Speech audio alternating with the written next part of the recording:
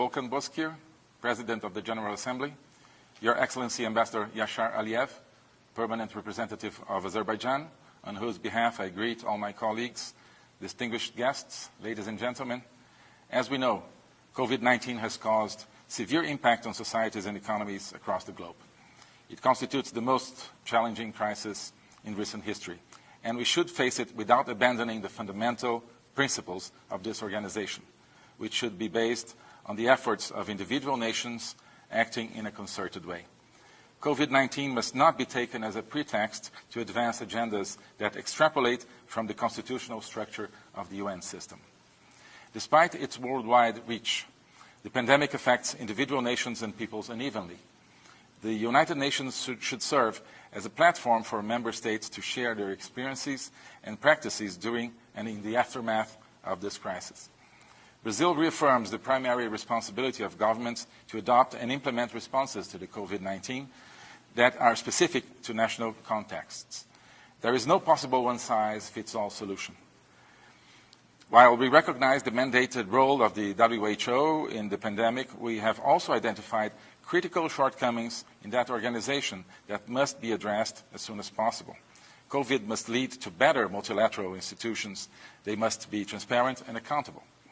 We should not transfer any responsibilities from the national to the international level just to follow the nice-sounding cliches like the world needs more multilateralism or global problems require global solutions.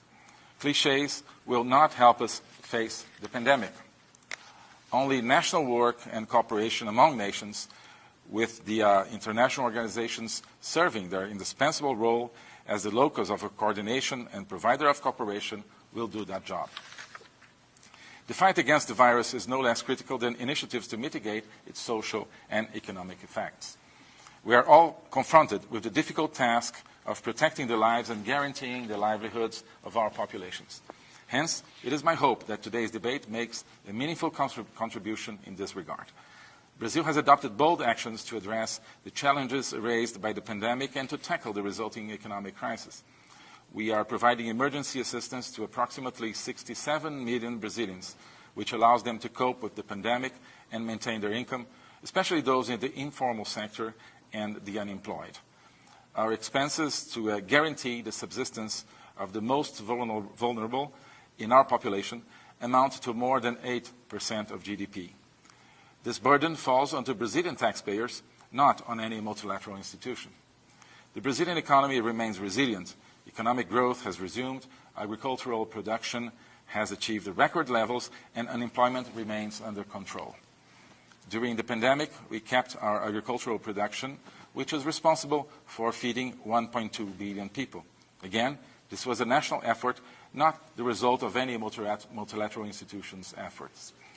I don't say this to blame anything on multilateral institutions, just to emphasize that national efforts and national responses, in our case, were fundamental to face the COVID crisis. Brazil has also been making continuous efforts to provide every citizen with the necessary care and treatment. The public health system ensures access to universal and free health care for all 210 million Brazilians. We believe that strengthening access to medicines, vaccines, diagnostics, and other health products is key for defeating the virus and saving lives. We recognize, of course, the importance of international cooperation. Brazil participates in several international initiatives to promote the development of health technologies to combat COVID-19, such as the ACT Accelerator, the COVAX Facility, and the Solidarity Call to Action.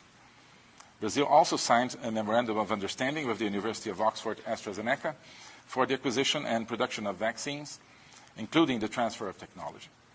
We are investing in 6 domestic vaccine projects developed by universities, public laboratories, and state technology companies.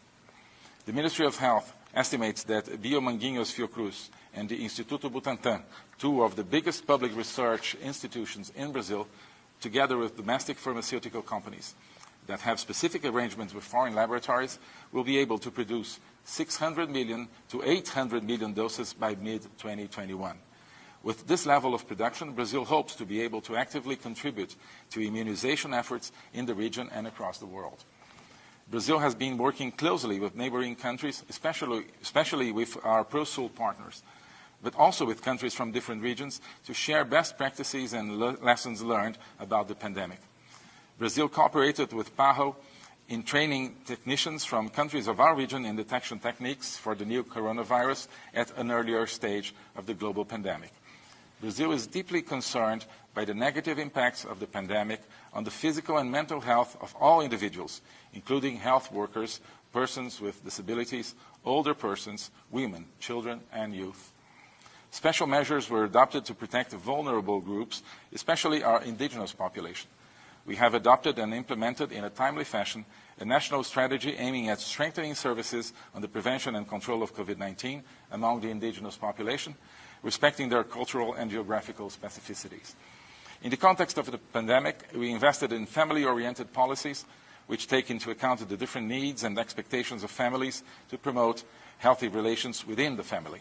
Brazil is a proud member of the Partnership for Families, together with the United States, Poland, and Hungary, and we will keep championing this agenda abroad, including as a tool in the fight against COVID-19. As the United Nations celebrates its 75th anniversary amidst the COVID-19 pandemic, it is an opportunity for all nations to renew our commitments to the values enshrined in the UN Charter. As President Bolsonaro underscored in his statement at the opening of the general debate last September, Brazil is a founding member of the UN and hence is committed to its basic principles: peace and security, cooperation among nations, respect for human rights, and fundamental freedoms. Fundamental freedoms are not an ideology. Human dignity requires freedom as much as it requires health and economic opportunities. Those who dislike freedom always try to benefit from moments of crisis to preach the curtailing of freedom. Let's not fall for that trap. Totalitarian social control is not the remedy for any crisis. Let's not make democracy and freedom one more victim of COVID-19. Thank you very much.